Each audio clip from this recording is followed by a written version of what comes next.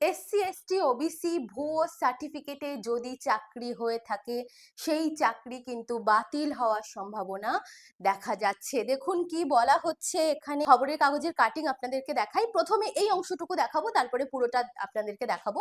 নবান্ন সূত্রে খবর, caste certificate বা ইডব্লিউএস সার্টিফিকেট দেখিয়ে যারা সরকারি দপ্তরে চাকরি করছেন তাদের প্রত্যেককেই সার্টিফিকেট যাচাই করার পর যদি ভুয়ো সার্টিফিকেট প্রমাণিত হয় তাহলে সবাইকেই চাকরি থেকে বরখাস্ত করা হবে।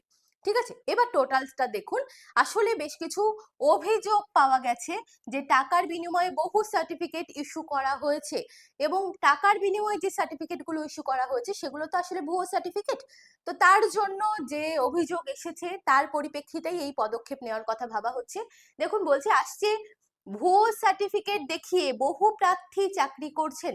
নতুন সরকার ক্ষমতায় আসার পরই মুখ্যমন্ত্রী শুভেন্দু অধিকারী প্রতিটি শংসাপত্র আবার যাচাই করার নির্দেশ দিয়েছিলেন তিনি, আমরা জানি। সেই নির্দেশ অনুযায়ী দ্রুত কাজ শেষ করতে স্ট্যান্ডার্ড অপারেটিং প্রসিডিওর বা এসওপি জারি করলো অনগ্রসর শ্রেণী কল্যাণ দপ্তর।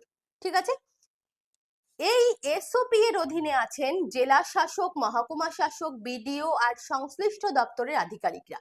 প্রার্থীদের বাড়ি বাড়ি গিয়ে তথ্য যাচাই করে পোর্টালে রিপোর্ট আপলোড করতে বলা হয়েছে। এর মধ্যে যাচাই প্রক্রিয়া শুরু হয়ে গেছে। যাদের সার্টিফিকেট ঠিক আছে তাদের সার্টিফিকেট নম্বর নিয়ে সার্চ করলেই বিস্তারিত তথ্য জানা যাবে। কোন ওয়েবসাইটে সেটি দেখুন, এখানে একটি ওয়েবসাইট দেওয়া হয়েছে। এই ওয়েবসাইটে গিয়ে সংশ্লিষ্ট ক্যাটাগরি, আপনি যে ক্যাটাগরির মধ্যে পড়ছেন সেই ক্যাটাগরিতে ক্লিক করে চেক সার্টিফিকেটে ক্লিক করলে সার্টিফিকেট নম্বর ও ইস্যুর তারিখ দিয়ে লগইন করলে আপনার সার্টিফিকেট সংক্রান্ত বিস্তারিত তথ্য কিন্তু পাওয়া যাবে। এবং বলা হয়েছে যে ইডব্লিউএস সার্টিফিকেট যাচাইকরণের প্রক্রিয়াও শুরু হয়েছে, কারণ অভিযোগ এসেছে যে টাকা